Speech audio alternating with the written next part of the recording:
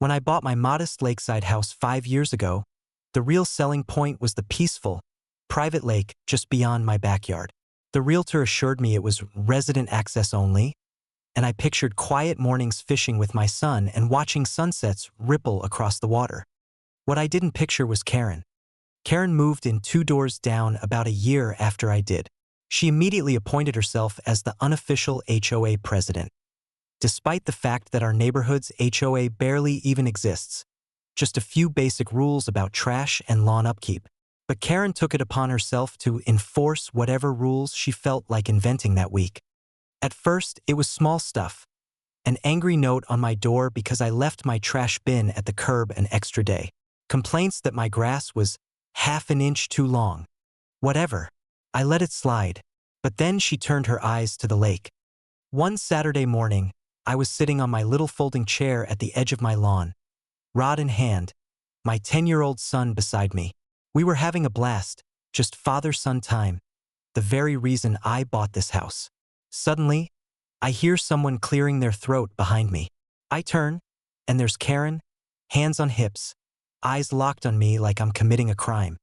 "You can't fish here," she snapped. I blinked. "Excuse me.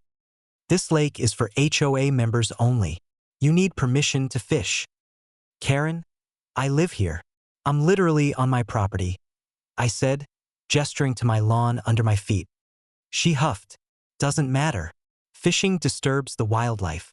It's a rule."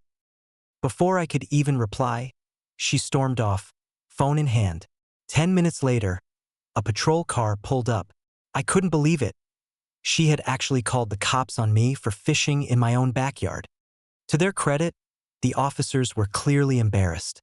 They looked at my ID, looked at my property line, then politely told Karen there was nothing illegal about what I was doing. She stood there fuming while my son tried not to giggle. The cops left, and Karen stomped back to her house. But I knew this wasn't over. Sure enough, the next weekend, she was back. This time, she brought a printout of rules she claimed she'd written up for the HOA. None of it was real.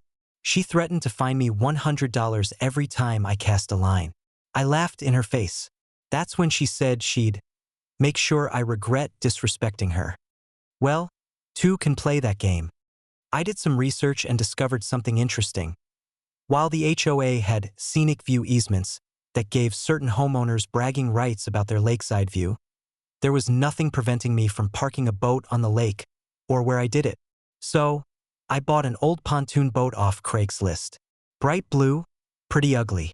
Perfect. Next weekend, I motored it out and anchored it right in front of Karen's backyard. Completely blocked her million-dollar view. I even mounted a flagpole on it with a huge gone fishing flag flapping in the breeze. The meltdown was glorious. Karen came running out, yelling that I was ruining property values. She threatened to call the cops again. They didn't come. She threatened to sue. The lawyer she called apparently told her I was well within my rights. Now, every Saturday, I pack a cooler, take my son out on the pontoon, and fish in total peace, directly in front of Karen's pristine back porch. She installed taller hedges, but they can't fully block the boat. Sometimes, I wave at her. She never waves back. Some people say I'm petty. Maybe I am. But you know what? The lake is mine too, and my weekends are finally peaceful again. So, if Karen wants to waste her energy playing neighborhood dictator, I'll just be out there, rod in hand, blocking her view and enjoying every second of it.